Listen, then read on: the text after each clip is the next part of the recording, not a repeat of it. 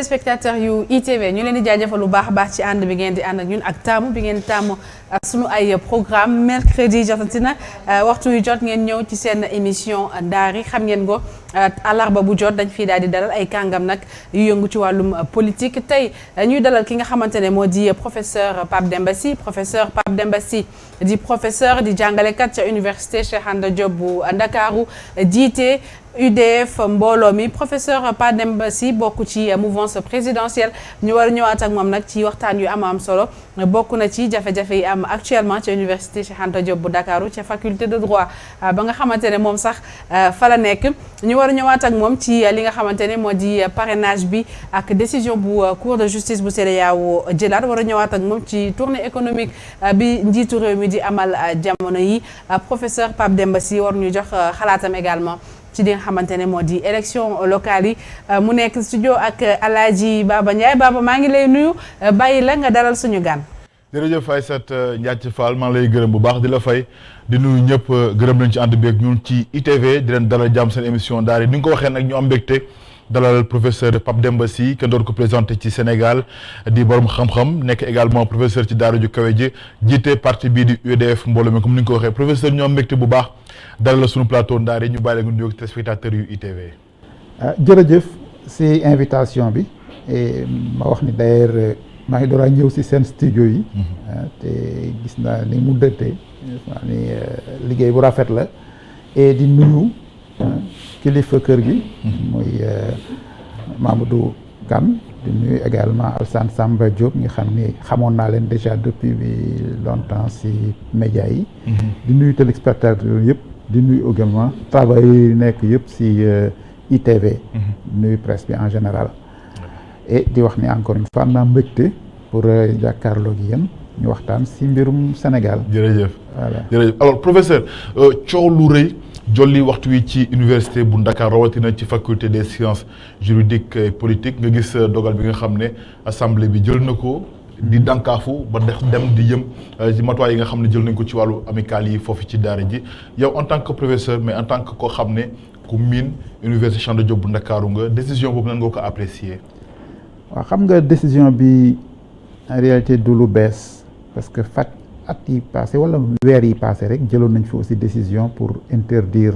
amicales yi il a fallu waxtaan yu bare pour que ñu dellu si parce que souvent amicales yi dafay ànd ak violence te loolu souvent duñu xam fu mu jógee parce que amicale ñi xamuñu fu mu jógee mais war nañ ko fàttaliku amicales yi c'est à la fin des années 70 la ñu jëkk créer une amicale fac de droit d'ailleurs moom moo ko démarré woon tu vois et booba ñun étudiants la ñu woon ñu doon dox pour que étudiants yi mën a am cadre boo xam ne dinañ si mën a waxtaan alors bi loolu amee progressivement ñu reconnaître amicales yi comme ay association d'étudiants ñuy am ay élections ba pare di am aussi ay responsabilités yu ñu leen di jox si faculté bi mais aussi si cité universitaire amicales yi ñu si bari ñoom ñoo doon gérer chambre yeeg yu mel noonu am nag proximité ak autorités yi mu nekk position de pouvoir xam nga position de pouvoir su amee souvent dafay am yu muy àndal ay avantages et yooyu moo indi histoire bi mooy indi histoire yi parce que lan la ay élection la yàgg nañ def ay élection mosul am problème mais temps yi suñuy def élection étudiants yi dañuy def comme ay partis politiques ku ne am say liste ñu am seen i couleur jënd seen i t-shirt di def campagne ba pare nag di manifester suñu gagné waaw léegi li xew mooy en tout cas fac de droit yeneen fac yi xaw ma ko li ma dégg mooy que dañu dem élection liste bi nga xam ni moom moo perte mooy ñi nga xam ne ñoom ñoo amee woon amicale bi te d'après ñoom li ñu wax parce que man gisuma résultat yi ni rien tout mais d'après ñoom li ñu wax que Campusen daf leen jox 0 voix te loolu yaakaar na ni kenn mënul am te Campusen mooy structure informatique bi nga xam ne moom moo doon gérer kon est-ce que nekkul aujourd'hui bu dee violence am na au niveau de l'université ñi ñu dénk université bi ngir ñu doxal ko ni mu waree ñoom ñoo ko sooki wala homme politique yi seen bopp ñoom ñoo tax fitna gi di am très souvent ci université Cheikh Anta Diop bu Ndakaaru déedéet du noonu da ngay gis mbir su amee da ngay xool ñaari boor yëpp am na boor boo xam ni étudiants yi la ñu wax ko de plus en plus étudiants yi dañuy utiliser la violence gis ngeen ko yéen seen bopp sax constaté ngeen ko de plus en plus amatul ay débat d'idées ñun bi ñu nekkee étudiant dañ daan organiser régulièrement ay débat ay conférences foofu lañ daan xeexee mais léegi xeex bi feneen la nekk et loolu aussi il faut que ñu wax ko te loolu su dakkul sotti beneen côté bi mooy responsabilité autorités yi dañu bëggoon dañu bëgg gérer élection yi ñu ni dañu bëgg transparence moo tax ñu jox ko Campusen mais Campusen ay machine bi mën na am ay kii ay erreur mën na am bëgg comme on dit je crois que xaw ma nu mu demee mais en tout cas élection yi contesté nañ ko am na histoire ça veut dire que am na ay responsabilités des deux côtés loolu la ñu war a mën a wax maintenant décision yi ñu jël c'est pour ñu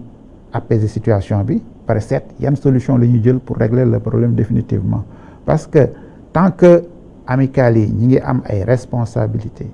tant que ñi ngi am ay avantages ay xëccoo lay doon dañuy mel na ay partis politiques yuy xeex kii pour le pouvoir à l'université loolu nag su amee ça veut dire que ñu ngi commencé di dévoyer li nga xam ne moom mooy université ci boppam parce que université ci boppam sàkku xam-xam la waxtaan la ak weccoo xalaat loolu mooy université pour ñu mën a gis dëgg. amicale yi comme situation bu compliquée mën nañ leen dissoudre ñu bañati exister gis nañ ko fi ci ay faculté am na benn période boo xam ne fac science amoon na ko am fac droit sax amoon na benn période bu ñu leen suspendre woon alors est-ce que amicale ci faculté dafa nekk loo xamante ne nii dafa essentiel dafa mënta ñàkk wala une faculté peut fonctionner correctement étudiants yi di am li ñu soxla yëpp correctement sans pour autant passer par l'amicale. su sama xalaat man rek mën nañu fonctionner sans amicale parce que même période yi nga xam dañ suspendre woon amicale yi wala ñu dissoudre leen tere woon faculté bi di fonctionner. parce que amicale yi à la faculté ci boppam mën na am yeneen activité ailleurs mais à la faculté ci boppam ñoom ñooy représenter étudiants yi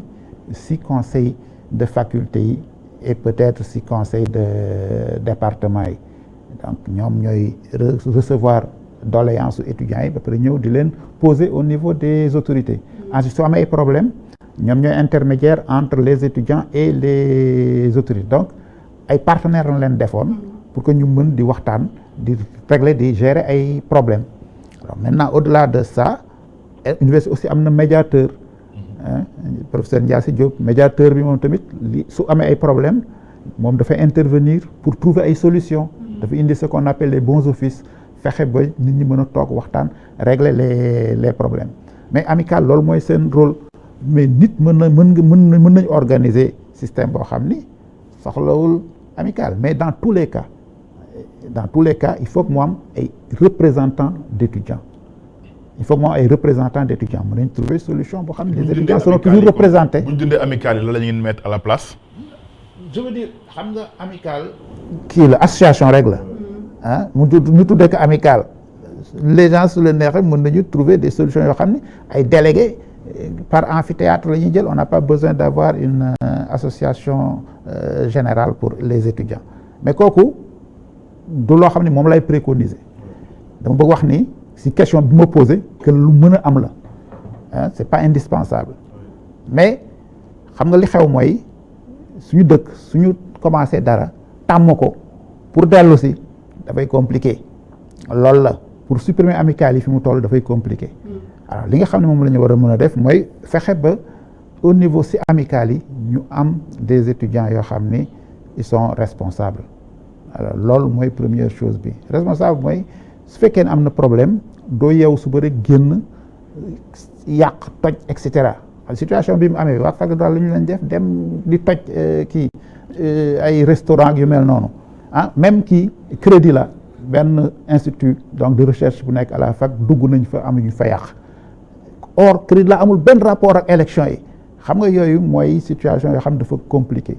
donc c'est pourquoi nit ñi di poser des problèmes est-ce que étudiants yi fi ñu toll en tout cas dirigeants yi fa nekk parce que étudiants yi dañu bare te wuute dirigeants yi est-ce que fi ñu toll am nañu responsabilité bi war pour mën a gérer université gérer amicale yi ni mu waree loolu discussion la mais kooku autorité yi mënuñu si dara parce que étudiants yi ñooy fal dirigeants yi xam nga problème yi foofu la nekk c'est comme politique étudiants yi ñooy fal dirigeants yi politique soo falee dirigeant bu bon aussi yow yaay màtt sa loxo effectivement étudiants yi ñooy fal dirigeants yi autorité du leen fal si autorité bëggee dugg histoire lay indi moo tax autorité bëggutuñ ci woon dugg en général at yi passé autorité ñoo doon organiser élection yi léegi ñu ni dañ ko yóbbu n'est-ce pas si structure bi ñuy wax Campusen nga xam ne moom mooy topp rek tout ce qui est numérique à l'université dañuy yaakaaroon peut-être solution mais à la limite donc problème mu indi problème voilà mu indi problème et kooku moom war nañu reconnaître ni am na problème si niveau boobu seet na lañ koy régler actuellement suspendre nañu processus électoral bi daal lu baax la mun nañ nag toog waxtaan seet concrètement nan lañ koy reprendre dans des conditions yoo xam ni du am ay problèmes. alors prof avant ñoo génn université quand même il faut ñu wax ci wàllum violence à l'université parce que yàggul am na ay weer gisoon nañ fii ñaar ñu groupe yu bokk ci ay xeet ay séeréer ak ay joola di gorante ay jaas yi ñu gis ay saccage yi fa yam université dernièrement alors yow miin nga université parce que jàng nga fa dans les années 70 ñëwaat di fa jàngale alors prof qu'est-ce qui a changé entre-temps? C'est l'université qui a changé ou c'est les mentalités qui ont changé? Ce qui était censé être un temple du savoir est devenu un temple de la violence. xam nga université kii la nan laa ko mën a waxati tubaab microcosme lañ koy tuddee quoi mooy genre n'est-ce pas àddina bu ndaw la. foo xam ne lépp fay daje. lépp fay daje. loolu université la parce que am na côté bi nga xam ne foofu la ñuy jàngee. ñii dañ fay daje jóge si bu bare am na côté boo xam fa lañ dëkk si ñi fa dëkk parce que am na ñeneen ñoo xam dëkkuñu fa foofu tamit beneen vie la am na ay restaurant am na ay boutique am na ay mosquée am na tout est-ce que tu vois donc nit ñi dañ fay daje c'est comme village boo nekk rek wala ville boo nekk di fa dëkk alors à partir de ce moment là tu vois il faut mu am ay contact il faut mu am ay friction donc ay laale si diggante étudiants yi mais tant que eggul si yenn niveau violence yi ñuy génne ay jaaseeg yi kenn xamul ay armes quoi tant que génne wuñ ko amul problème yooyu dafay am normalement dans toute vie boo xam ne nit ñi dañuy daje quoi parce que rencontre discussion même de temps en temps violence yu ndaw ça c'est nécessaire ci société mais li bon mooy ñu def ko un truc structurel alors actuellement li nga xam ne moom lañ constaté mooy dafa am ay une sorte de communautarisation des étudiants dañuy ñëw organiser wu du point de vue d'abord de leur communauté ñu am seeni groupe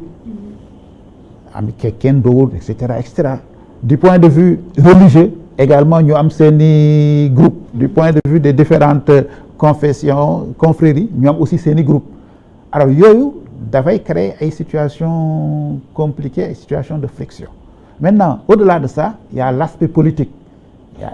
des étudiants qui sont membres de partis politiques et il y a des partis politiques qui interviennent également au niveau de l'assemblée de l'université loolu dafay indi aussi ay sources de contact ay sources de violence donc sources de violence yi dañu bare te daje alors man li ma yaakaar ni moom la ñu war a def mooy université dañ ko war a réserver aux étudiants ça c'est la première chose ça veut dire que képp ku dul étudiant waratoo dëkk au niveau des cités universitaires suñu régler ce premier point là. mais léegi je pense que mu ngi commencer changer un tout petit peu. Je l'espère ils sont devenus plus exigeants ci carte bi. oui je l'espère parce que am na à un moment il y a des gens yi xam dañuy génn di liggéey pendant plusieurs années ñu continuer di dëkk à l'université mais d'ailleurs si événement yi ngay doon évoqué tout à l'heure am na ñoo xam ni nekku ñoon université il n'était plus étudiant en tout cas parce que des fois mën nga bañati nekk étudiant mais tant que demaguloo mën nga fa toog encore quelque temps alors yooyu mooy indi ay problème parce que étudiants yi mën nga am perte say droit d'inscription mais génnaguloo complètement université dootoo étudiant mais yaa nga foofu ba léegi alors loolu aussi dafay indi ay problèmes ça mooy première chose bi deuxième chose mooy il faut que ñu organiser loolu à un moment donné dañuy woon dañuy wut une police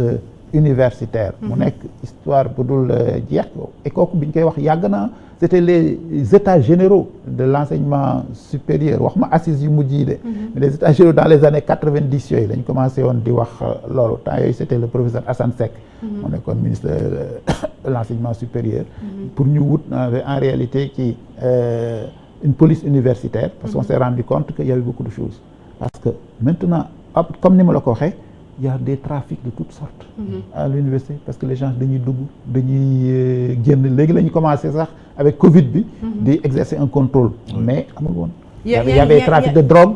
et cetera il y avait beaucoup de choses yaa ngi wax wàllum police universitaire am ñuy wax aussi wàllum franchise universitaire est-ce que loolu noonu nga xamante ne mooy mu xaw a tënk université xaw a tax ba intervention force de l'ordre yi biir université du yomb donte mën naa nekk sax ak franchise universitaire yi est-ce que waruñu dindi franchise universitaire yi xam nga franchise ñu bare dañuy wax mais dañu xam parce que franchise moom police universitaire ñoo ànd franchise xam nga la liberté la franchise ça signifie liberté ça veut dire que université espace de liberté la mais espace de liberté boobu c'est l'espace pédagogique espace social bi bokk si ñi ko commencé di ko élargir ci espace social bi mooy fii cité universitaire mais franchise au départ parce que ñun inventé wuñ ko dañ ko jëlee quelque part ci université française yi lañ ko jëlee alors c'est l'aspect pédagogique fi ñu jàngee enseignant bi am na la liberté au niveau de l'université wax lépp li nga xam ni moom la xalaat te dara du ko ci fekk alors loolu mooy wone ni tout simplement que ce que li nga xam ne moom moo nekkoon à la base mooy que les enseignants nekk des personnes yoo xam ne dañ mën a dispenser le savoir te kenn du leen convoquer à la police suñu paree donc ñu mën a wax librement ce qu'ils disent alors c'est ça les franchises maintenant ça veut dire maintenant que dañu leen espace protégé lay doon les polices nationales mu ñu yeewu suba rek dugg au niveau de des franchises moo tax ñu ne woon dañu wut police universitaire boo xam ne dafay nekk une police interne sans armes ni rien du tout mais pour essayer d'encadrer un peu maintenir l'ordre éviter mu am ay débordements et tout cela mais dans tous les cas il faut que mu am une structure d'ordre au niveau de l'université mais désordre bi am actuellement c'est catastrophique ça veut dire que d'ici quelque temps il y aura plus d'université loolu laa yaakaar ensuite ngeen baalu ma j'ajoute que maintenant tout à l'heure c'est question bi da nga doon laajte léegi université bi changé mais il faut dire que université bi changé na considérablement parce que il y a beaucoup d'étudiants il y a assez peu d'enseignants amul aussi bâtiment yu doy promiscuité boobu dankaloo boobu dafay indi aussi ay problèmes de violence est-ce que gis nga loolu yooyu yëpp c'est des problèmes yoo xam ne tant que réglé wuñ ko du sotti or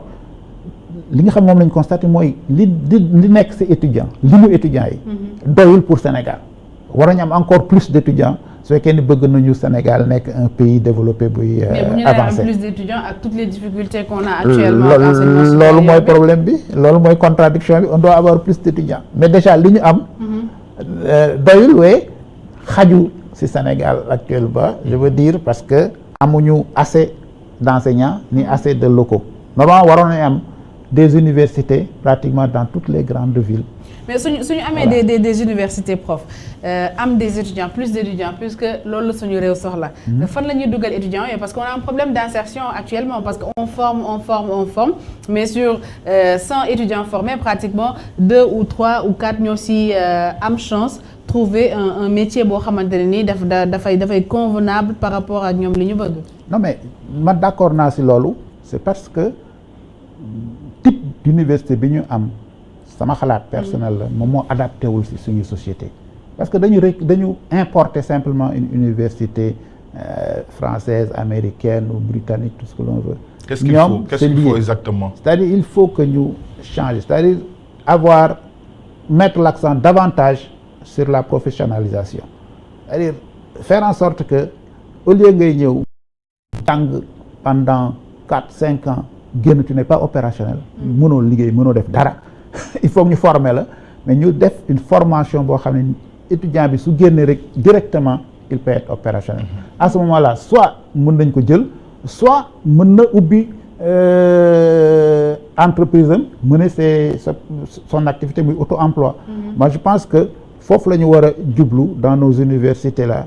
les facs de droit de lettres et tout ça dañu war a diminuer le nombre d'étudiants bi considérablement. Développer les facultés de sciences médecine et autres après développer maintenant les filières de professionnalisation loolu mooy mën a tax ñu changer de perspective n'est-ce pas de modèle universitaire mais tant qu'on est ci modèle bi impasse rek la ñu jëm loolu la yaakaar. mais dama gis professeur également c'est violence bi ñuy nemmeeku ci université bi. dafa bëri et puis sax souvent sax ñoom étudiants yi pour ñu am satisfaction ci seen revendication il faut ñu def front c'est-à-dire il faut ñu def marche wala waaj baare tali bi def violence pour ñu mën a indi solution ci li ñu bëgg alors lan mooy tax déjà violence boobu noonu ñu koy gën a nemmeeku ci université est-ce que amul tam benn méthode wala beneen pexe boo xam ne bu ñu ko defee violence yi dina mën a wàññeeku bu baax a baax bu dee mënul dañ parce que nag li ñu koy gis ci Sénégal bëri lu tax gars yi violent. amul loo xam ni mënu ma ko expliquer mais am na loo xam ne mën naa ko wax. xam nga étudiants yi am na ci fànn yu bare yoo xam ni ñoo am dëgg parce que autorités yi pas seulement ñi nekk à l'heure actuelle si je parle des autorités yi ñi fi jaar ñëpp quoi autorités yi dañuy ñëw def ay promesses et duñu respecter promesses yi jël ay décisions duñu exécuter décisions yi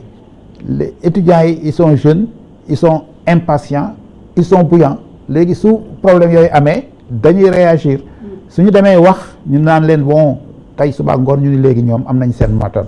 suñu yëngalee rek autorités yi règle situation donc dañuy yëngal donc loolu mooy affaire bi dañuy pervertir système bi ndax loolu parce que autorité tamit ñooy digge lu ñu mënul parce que affaire étudiant da ngay choisir dès le départ li nga mën soo ko mënee nga def ko soo ko mënul doo ko def man dem naa université. kon taxawaay bi étudiants yi am aujourd'hui autorités yi ñoom ñoo tax. pas taxawaay yëpp. oui encore une fois pas taxawaay yëpp wax naa la sànq ni am na ku ne am nga sa part de responsabilité am na yenn aspects yi mooy revendication yi def par exemple dañu naan bourse.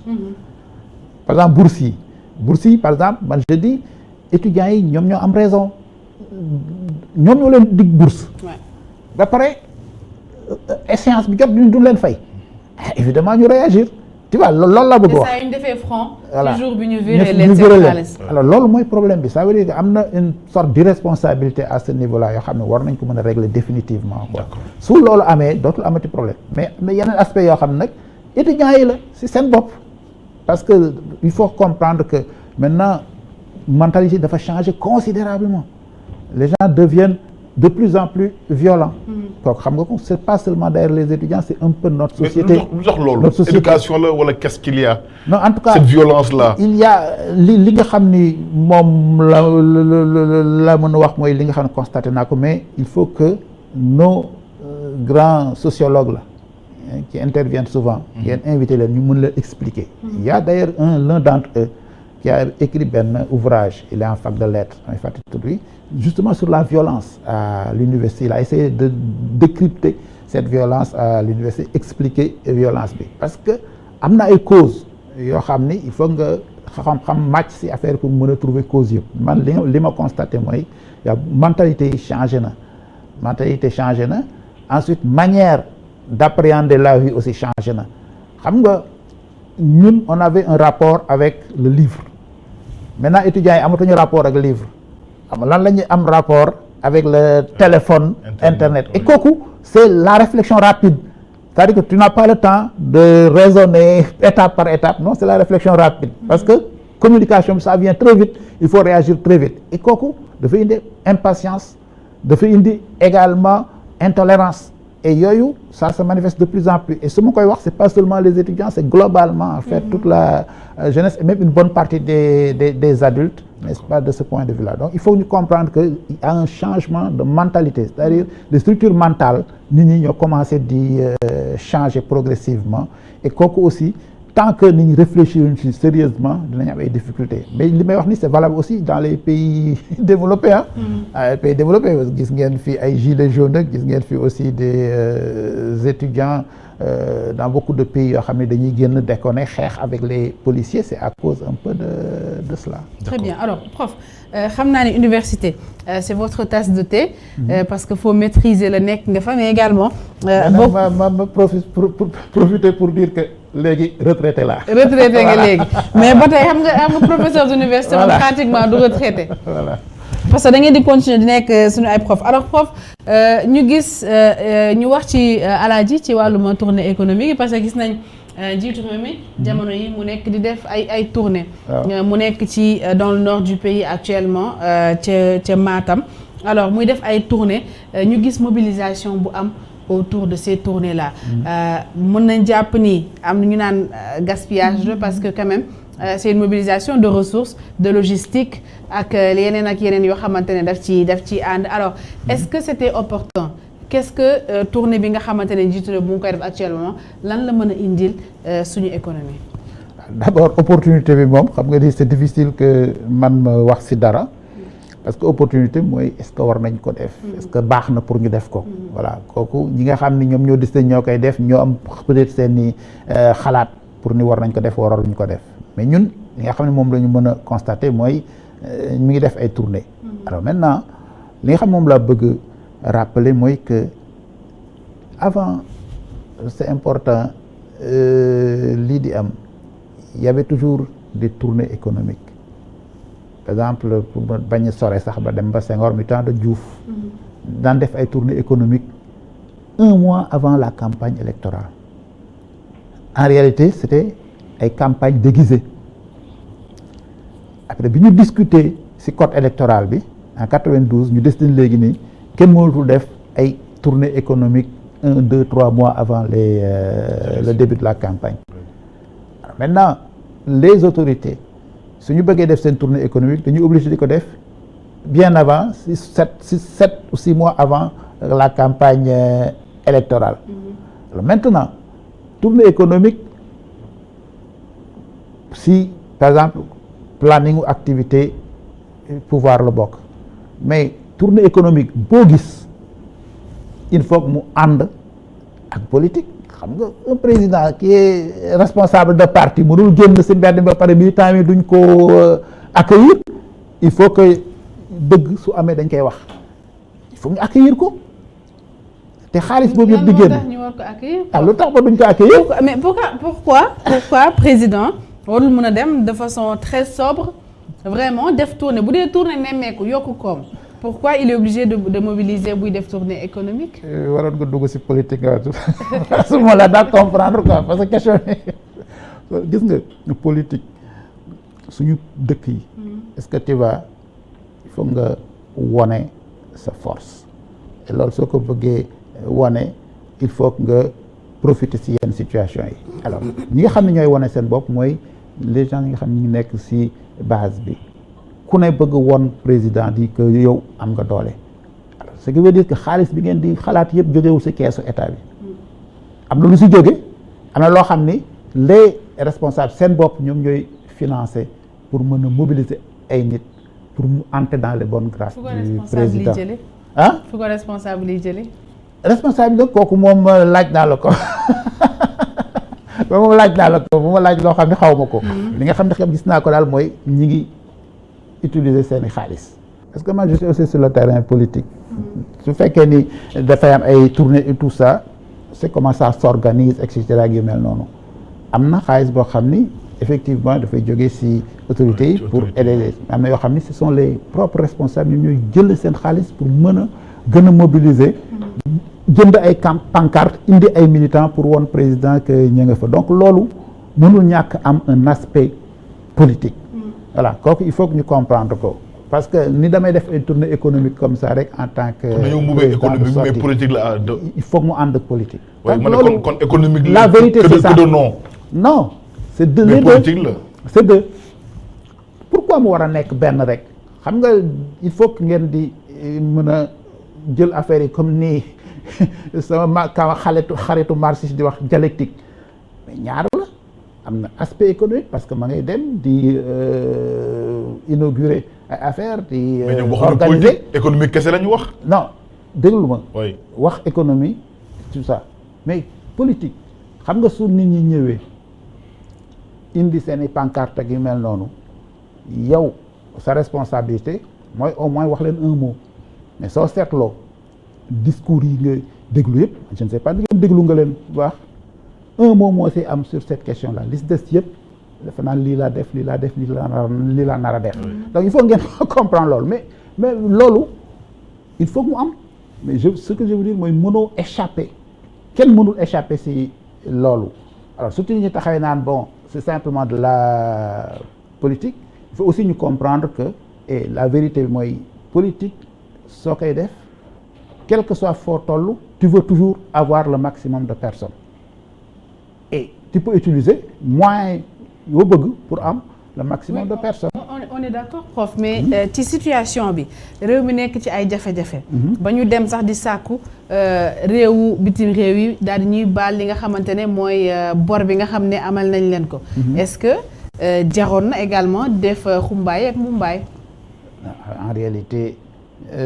il faut que ñu comprendre situation bi xam nga souvent Sénégalais yi suñuy wax moyen moi dama daan ci comprendre parce que xamuñu exactement réew yi nu muy doxee xamuñu exactement budget bi nu muy demee xamuñu également trésorerie dans un état nu muy doxee état pour comprendre moo tax ñuy wax ñuy poser problème priorité mais am na yenn responsable yoo xam si ñuy wax damay tiit parce que ñoom ils le font exprès parce que dañ war nañu xam ni suñu voté budget at mi prévision la xaalis bi su ñëwee moom la ñu utiliser pour cela donc leneen li ñëw mënoo ko utiliser pour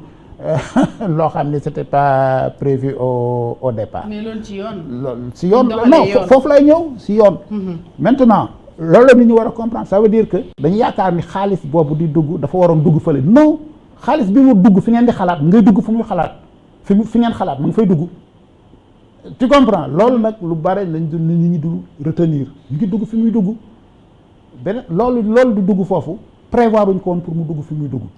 tu comprends donc loolu tant que nit ñi duñ ko dugal seen xel dañuy continuer rek naan ñi ngi yàq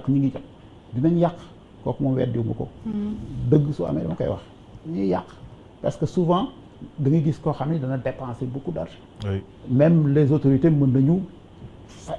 On parle même de plus de 150 millions. Voilà, financer beaucoup d'argent oui. Pour ça. Voilà. Loolu yàq la pour moi mais ça n'a rien à voir avec le fait que ñu bàyyi ay projet wala yu mel noonu projet yi ñu ngi koy def. soo seetloo est-ce que depuis tout ce temps-là am na projet yoo xam ni commencé nañ ko te yow suba rek ni bàyyi nañ ko parce que amuñu xaalis xam nga soo amee rek nga wax ma ko ñu xool. am na yu taxaw te xamuñu lu tax taxaw de. ban ak ban moo taxaw TER baa ngi nii taxaw dawul ba tey. TER baa ngi dem. fu mu dem. TER baa ngi dem xam nga TER bi taxawoon na c'est vrai. taxawoon na c'est vrai mais am na ay problèmes yoo xam ne c'était pas seulement des problèmes financiers ñëpp xam nañ ko. des problèmes techniques yu fi ñu si amoon aussi. il faut ñu comprendre que c'est nouveau mi ngi door a bees. voilà mën na am aussi am na beneen programme boo xam ni benn ay étranger ñoo fi ñëwoon à un moment donné ñu yeewu suba rek jël seen i bagages dem seen yoon. ce sont des choses yoo xam ni ça arrive pas nécessairement mais. li nga xam ne daal bëgg naa ko wax man mooy que à un certain niveau de responsabilité war nañ xam ni lii mooy dugg ci projet yi nga xam ne moom lañ jël ak li nga xam ni mi ngi dugg feneen. Maintenant, président am na aussi des possibilités pour utiliser am une trésorerie xam ngeen ko bu baax ce qu'on appelle la fameuse caisse noire la am na possibilité pour am ay utiliser am ay trésorerie pour régler yenn problèmes yi nga xam ni ñooy egsi à son niveau. D'accord. Alors yooyu tu vois c'est déjà budgétisé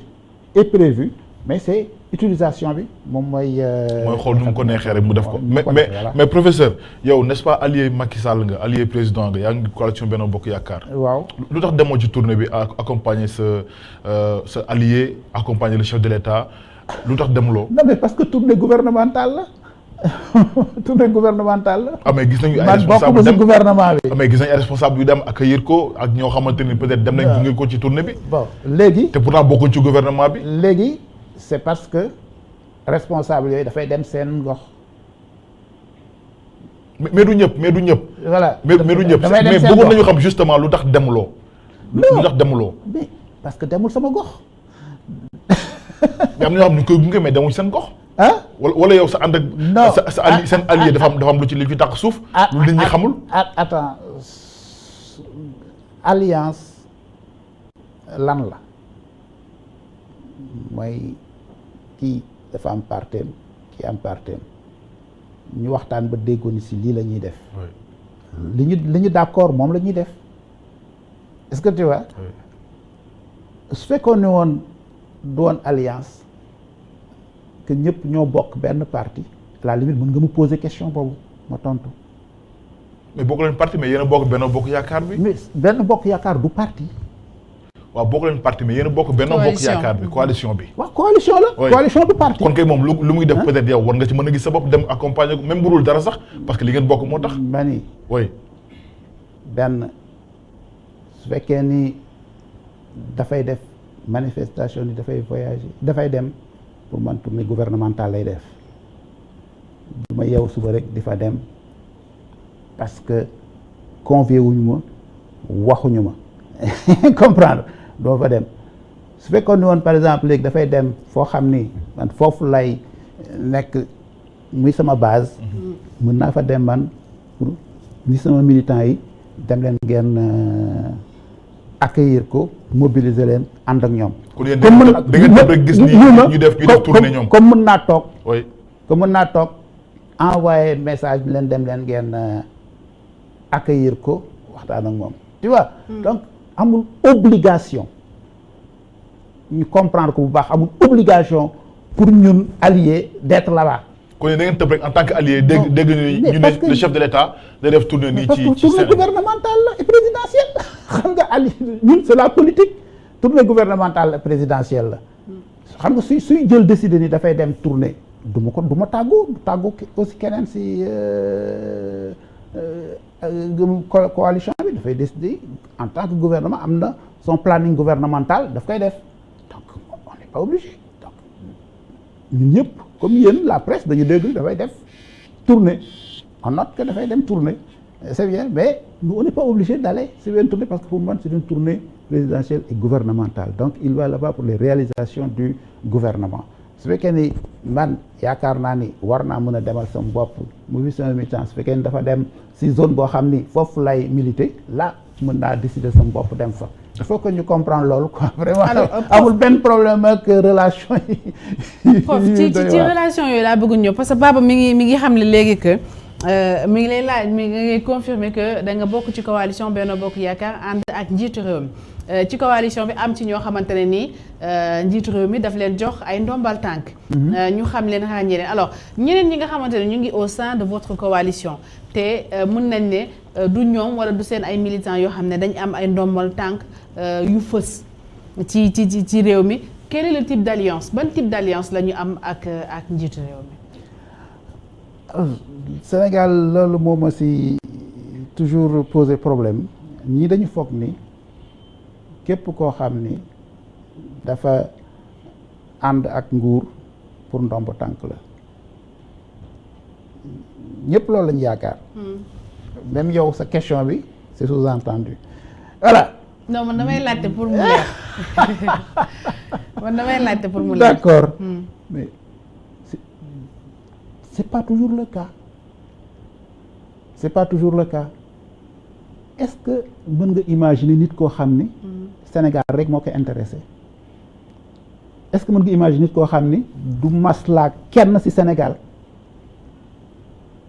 est-ce que mën nga imaginer loolu Sénégalais bu moom am na du ñàkk voilà boobu nag nga war a xam ni am na ñoo xam ni du ndombo tànk moo tax ñu nekk ci gouvernement bi moi je vais vous dire une chose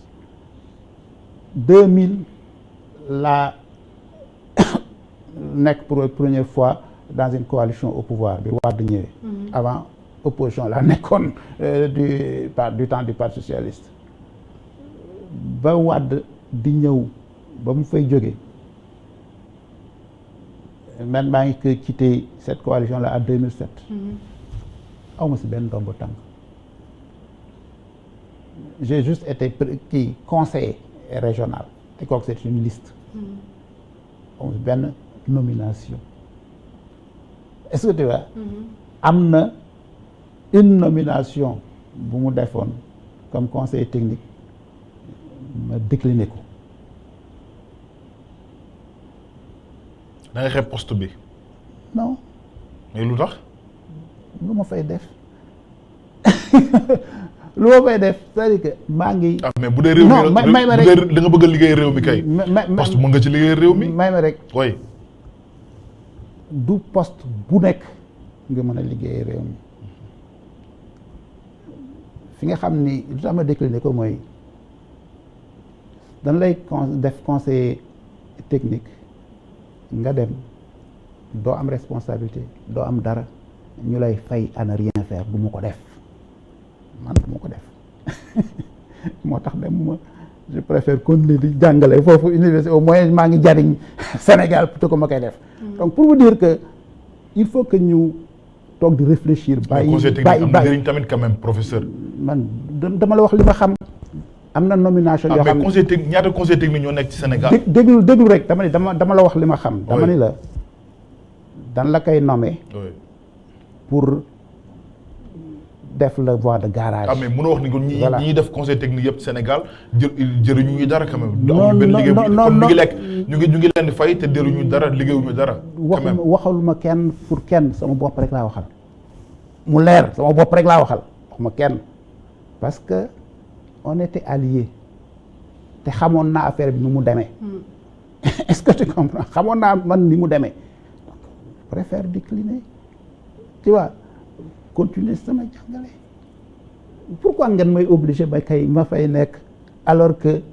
li nga fi ma nekkoon muy fa war a ëpp njariñ que loolu parce que je sais que dañ la ko fay teg ñu bare xam naa leen dañ lay nommer mais parce que tu es un homme politique mais en réalité tout simplement c'est pour que nga mën a toog tranquille man nag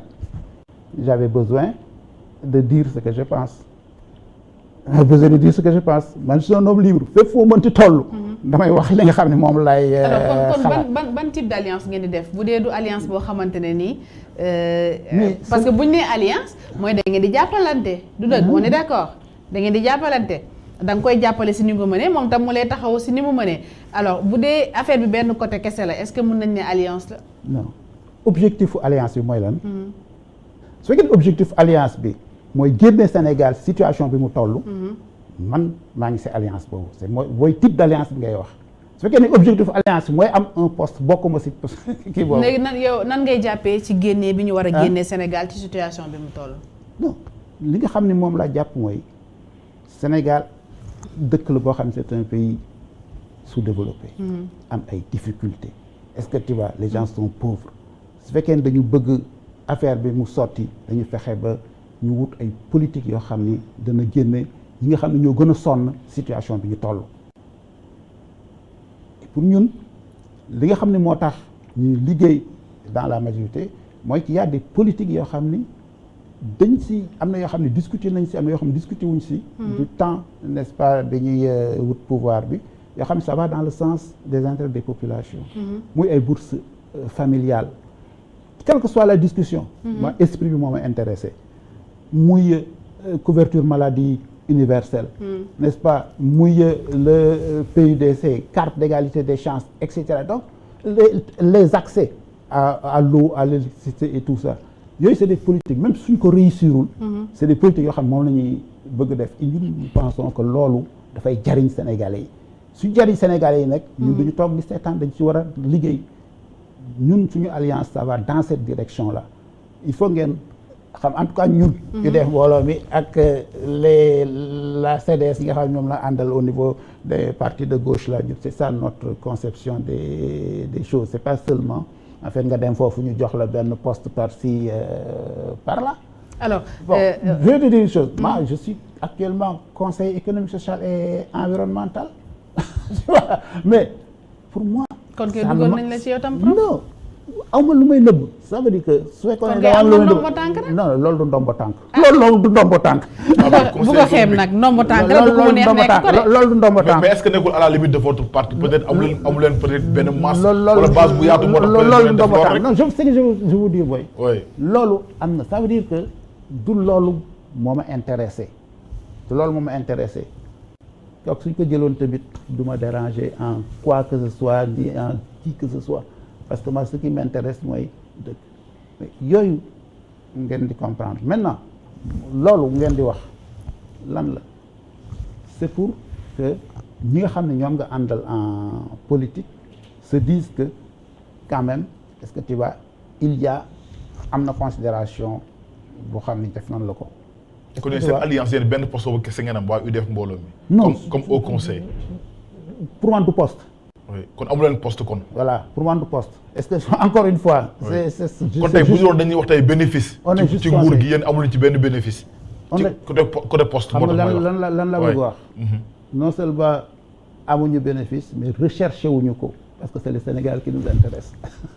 xam nga loolu mooy discours boo xam ne ñu bari bëgguñu ko dégg mais c'est le Sénégal qui nous intéresse. kon yéen gis leen seen bopp seen alliance ak njiitu réew mi. comment ça maa ngi loolu la wax dañ si gis suñu bopp je t'ai expliqué que. da ngeen ci gis seen bopp nii sans poste sans dara. bien sûr c'est pas ça le problème loolu du problème bi. ok problème bi mooy est-ce que politique yi def dina jéeti dina yóbbu Sénégal. est-ce que gis nga politique mu yóbbu Sénégal. li ma gis mooy am na yuy avancé am na yu dul avancé léegi dañuy pousse ñun pour que mu continue dans cette direction là noonu la ñu demee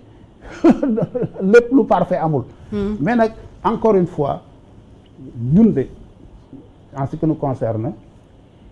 waxkaat ko leer c'est pas les histoires de poste là qui nous intéressent dans cette affaire là je vais dire une chose ba dumul amul dara lu ma si ne sama famille dinañ ma mere way bëgguloo dara mais non affaire bi du bëgg dara pour man su fekkee nu bëggoon na dara pour man lii du ma fi fekk moi je tends vers 70 ans donc su fekkee nu bëggoon naa dara pour man lii du ma fi fekk depuis le temps de Abdou Diouf mënoon naa am dara soo fekkee ni yoo xam ni da nga ko bañ boo amee 40 ans doo ko nangu soo amee 70 ans du dëgg affaire bi loolu la. mais lan nga bañ ba tax bëggoo poste non c'est quoi lan la. non lan mooy problème bi quand même. non ce qui m'intéresse. oui ce qui m'intéresse mooy Sénégal jëm kanam ce qui m'intéresse mooy Sénégal jëm kanam c'est pas man personnellement ma avancer quoi que ce soit. ce qui m'intéresse mooy Sénégal jëm kanam. et kooku dëgg la wax maa ngi koy wax ci télévision du ma ko nëbb ñëpp xam nañ ko dëgg la wax ñëpp xam nañ ko Sénégal jëm kanam. alors donc prof yéen seen parti yéen a ngi ci biir coalition Benno Bokk Yaakaar. ci élection locale yi ñu jëm itam mën nañ xaar ngeen continuer di nekk ak ñoom nan ba ci ban fànn ngeen fas yéene ànd ak ñoom ci élection yi. waaw élection yi nag pour dire wax dëgg. waxtaanaguñu si pour xam lan la ñuy def. élection yi léegi mu ñëw de prof. xam naa ko. oui xam naa ko mais ba tey nii xamagu leen yéen ban nan ngeen ci demee. xam nga su fekkee ni da ngay politique te àndul ak dal mën nga def ay erreur ñun nag nous préférons ànd ak dal. mais prof maa du ngeen ànd ak dal ba train bi romb leen. ban train. élection dañ koy waajal de. Macky Sall ngi ban train. ah train au gagné bi. xoolal su ma nee la da ngay ànd ak dal mooy balaa ngay dugg ni damay def participer say élection da ngay toog waxtaan ak say ngañ waxtaan sa direction waxtaan ak say alliés pour mën a def li ñuy def waxtaan boobu amagul moom lay bëgg wax amagul à notre niveau mais dana am. amagul seen yéen ci yéen UDF wala amagul ci coalition bi amagul ci coalition bi. waaye ci yéen nag yéen a ngi koy def. amagul dégg nga wax ñun UDF di ngi xool nan la ñuy waxtaanee parce que dégg nga wax parti pour man. wala yéen gëmu leen ne élection yi dina am en janvier 2022. déglu non xëy na peut-être maa du je me fais pas bien comprendre xam nga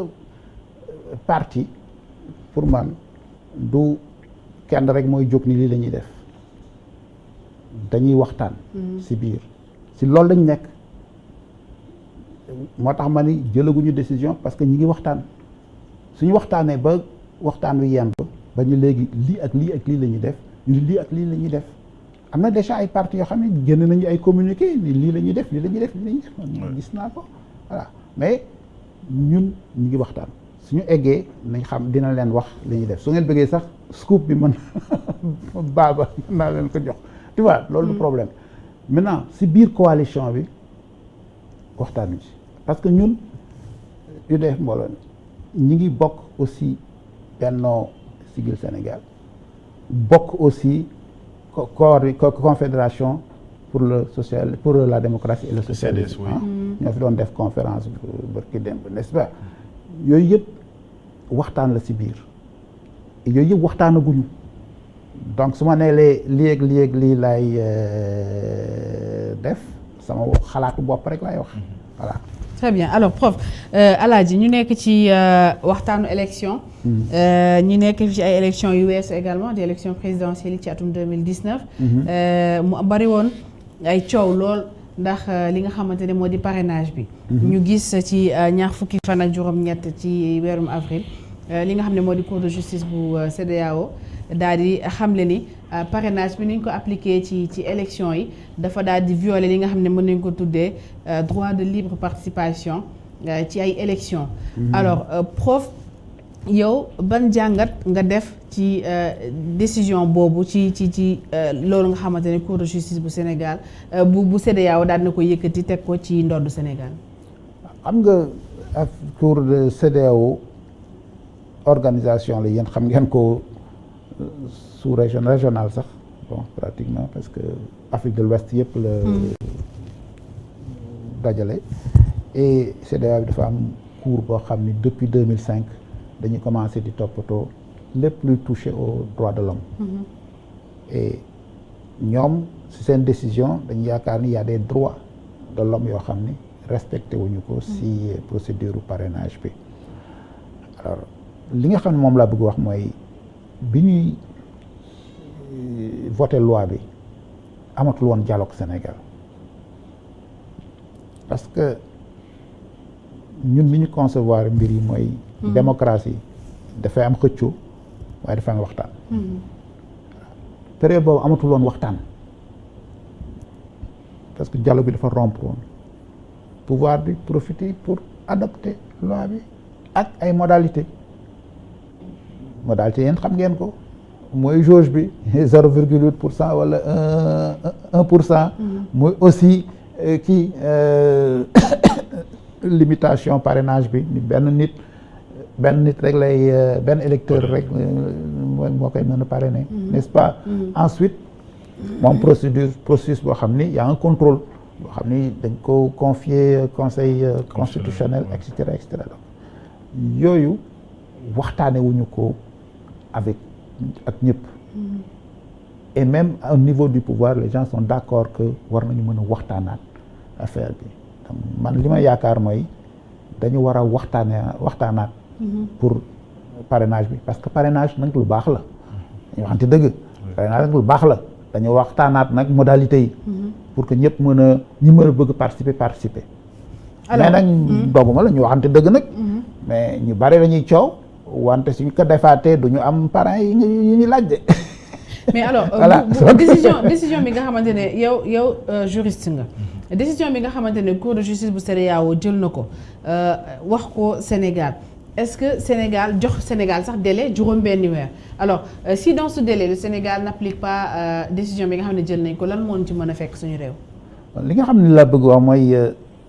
liiruma décision bi. mais CEDEAO mënul jox décision Sénégal ni que da ngay jël décision bi ci juróomi weer. juróom-benni weer mais li nga xam ne moom moo am mooy. CEDEAO dañu am benn protocole protocole sur la bonne gouvernance et la démocratie et les élections. protocole boobu dafa ni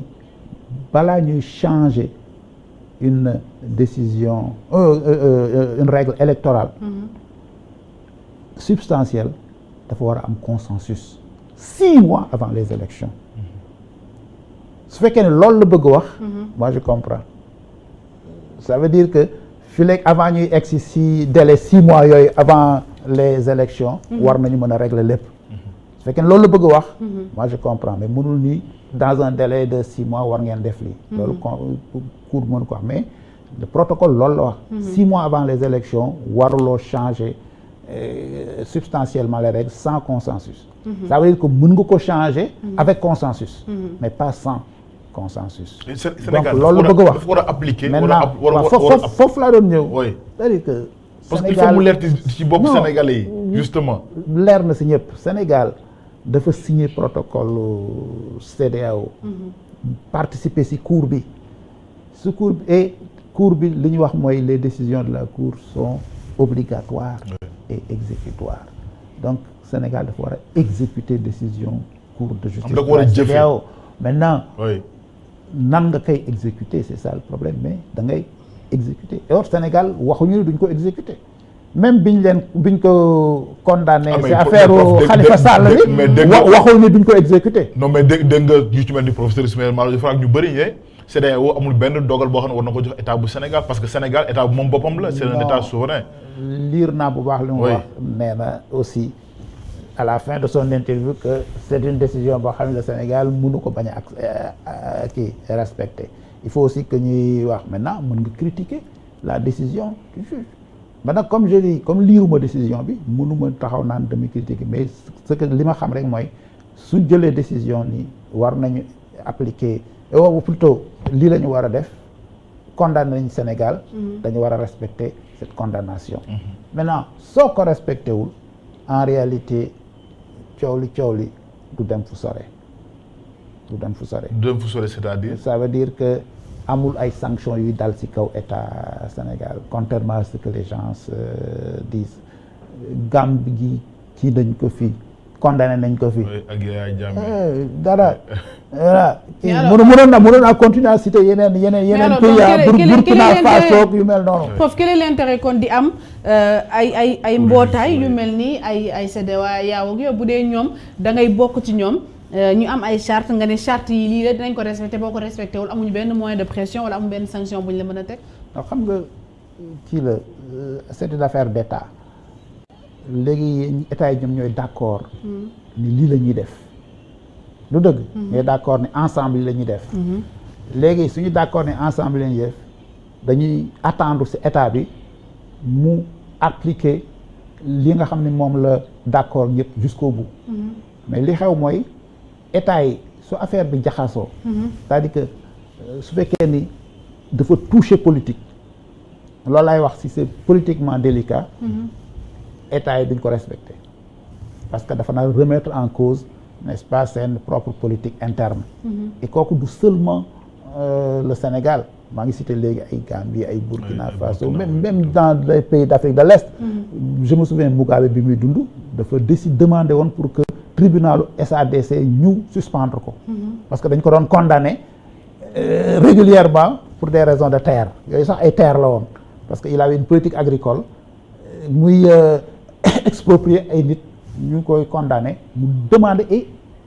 la SADC dañu obligé suspendre le tribunal pour vous dire que processus d'intégration yombul nànk-nànk la ñuy def pour arriver à ce au niveau nga xam moom la ñu bëgg alors c'est pourquoi les gens en tout cas au niveau de la CEDEAO sont assez intelligents pour mën a comprendre yenn situation yu compliquées yi mais maintenant au-delà de ça tant que c'est pas politiquement délicat les États respectent la décision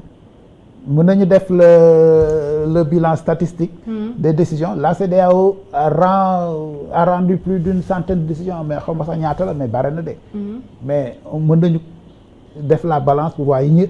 respecté ak yi ñu respecté wu tant que c'est pas compliqué politiquement les gens mais c'est compliqué politiquement en général les États commencent à dire notre souveraineté etc alors qu'ils avaient abandonné une partie de leur souveraineté bi ñuy ñëw alors c'est pourquoi je reviens à ce que question bi nga doon posé dañu war a respecter la décision de la CEDEAO pour man c'est simple il suffit simplement de rouvrir des discussions sur les modalités du parrainage et d'adopter la loi même mën nañ ko def sax 6 mois après mais de façon consensuelle. nañu waxtaan d'accord waxtaan ba déggoo. voilà professeur yow professeur d'université nga nekk également borom xam-xam dégg nga ñu bëri ci borom xam-xam bi di wax ku nekk yëkkati na xalaatam ci question troisième mandat yow nga bokk sax pratiquement ci nga xamante ne ni seen xalaat ñu bëri dañ ko ciy xaar. alors lan moo ci sa taxawaay justement par rapport ak troisième mandat bi nga xam ne ñu ngi koy coow ci réewum Sénégal jëm ci njiitu réew Macky Sall. waaw man wax naa depuis plusieurs années que depuis bi ñu falee Macky Sall. parce que nit ñi soxla nañ sa xalaat ci loolu. depuis bi ñu falee Macky Sall wax naa ba léegi ni seen wax jooju dafa teel prématuré wax ju jotagul la. Macky dañ ko fal 2019 ñu commencé di wax troisième mandat alors que mi ngi pare 2024. mais parce que ñëpp dañu ko jàpp ne peut-être troisième mandat la jëm. même ba 2021 ñu ngi commencé di wax. oui man dama yaakaar ni dafa teel. mais prof nag juriste nga nag yow waroo toog fii naan dafa teel nag prof nag yow tamit nag sa étudiant yaa ngi lay seetaan prof. professeur am na loo xamante ne ci droit jànguma droit de waaye xam naa ne dafa war a leer constitution bi li mu wax. xanaa warul teel wala ñàkk a teel fàttali ñu ko nga leeral ñu ko. déglu bu baax ma wax la xam nga wax. su fekkee na nga ko wax te jotul. wax ji du am solo. may ma rek soo ko jotee soo ko waxee mu paase wax ji yàqu na. mais est-ce que wax ji nii wàllum mandat bi. wax ji est-ce que comme dañ ko bind. nañu ko bind est-ce que waroon na am lu jot ak jotul wax ji pour man jotul dafa teel pour que ñu commencer di wax ay troisième mandat dafa mel ne Sénégal pouvoir rek moo intéressé nit ñi pouvoir rek ñii ay pouvoir rek nan la ñuy fexe ba egg pouvoir loolu moo intéressé nit ñi régler problème mu dëkk bi intéressé wu leen nan lañu fexe ba egg pouvoir mais ensuite débat bi kan moo am intérêt soulever débat bi kan moo si am intérêt soulever débat bi opposition peut-être ou bien des gens qui sont dans le cadre de Macky Sall yoo xam ne xëy na peut-être ils se disent que su waa ji dégagé man ma ñëw ñoo am intérêt man nag du ma jouer le rôle de personne may ma rek du ma jouer le rôle de personne man ma terminer si ñi bokk si ñi bind constitution Sénégal bi la bokk en 2000 man ak professeur Babacar Gueye ñu ñoo nekkoon les universitaires dans la commission de réforme de la Constitution. En 2010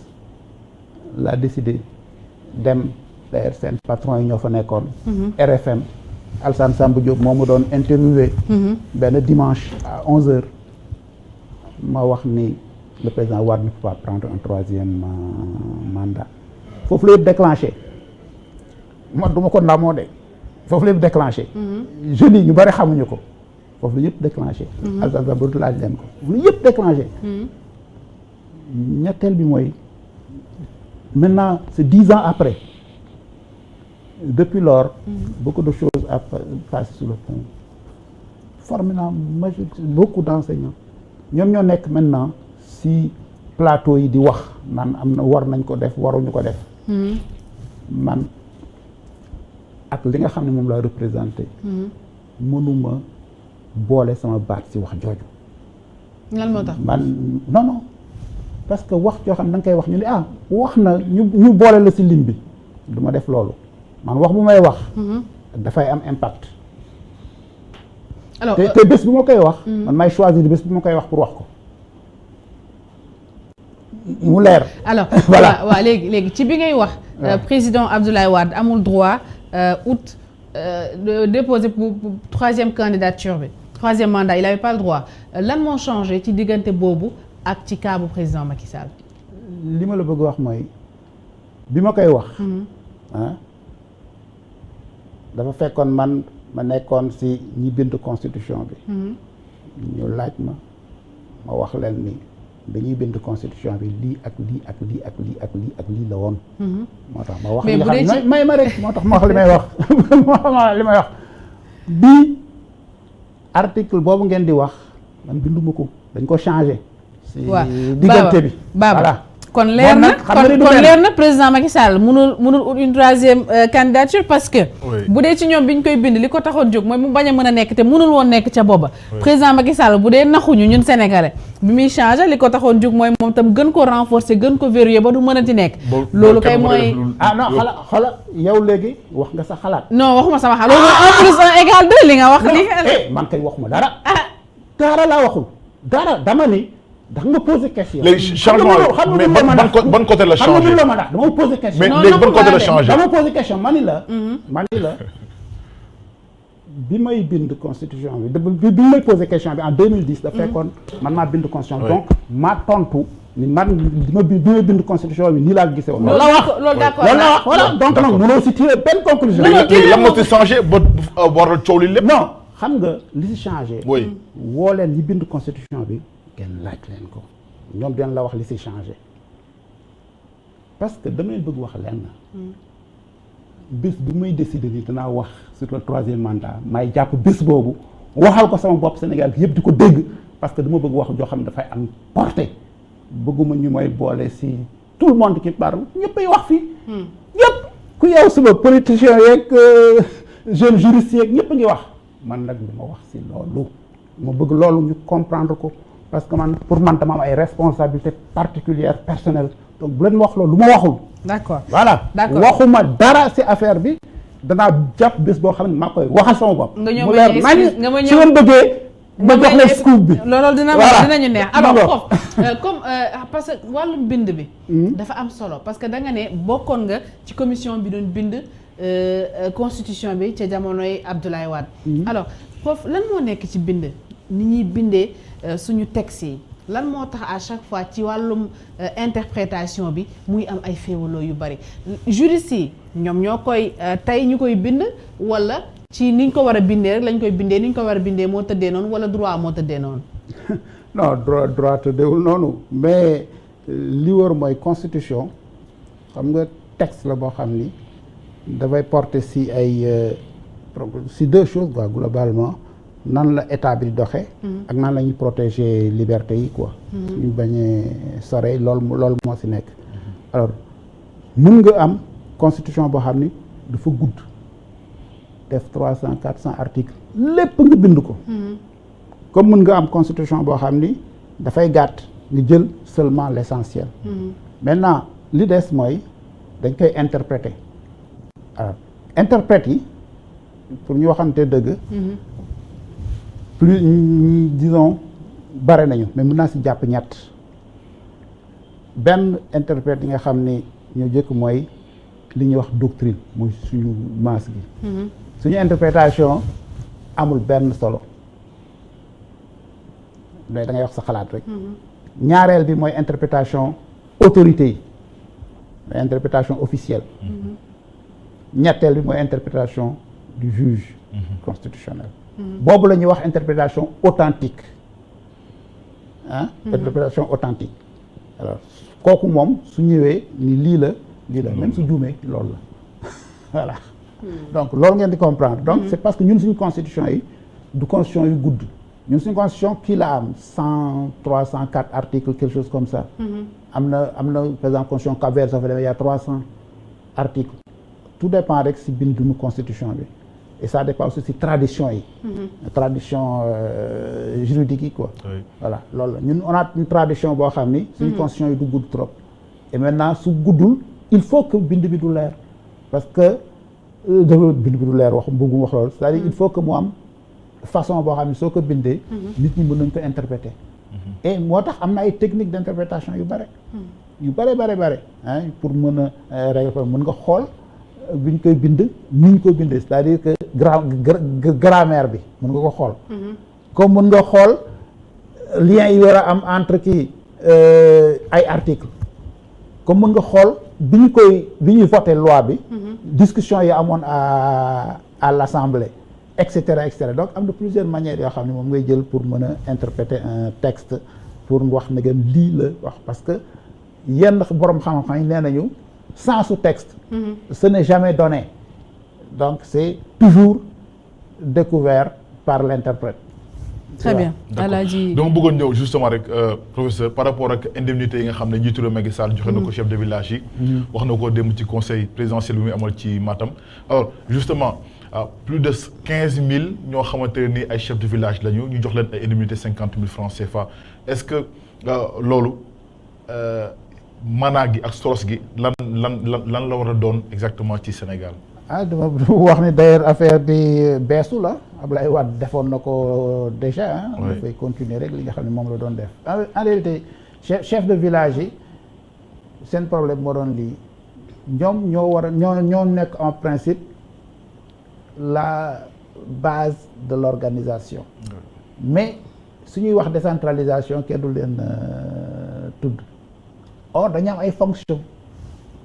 yoo xam ne dañ koy exercer pour l'État et pour les populations et fonctions yooyu c'était des fonctions gratuites pendant longtemps parce qu'il faut aussi savoir que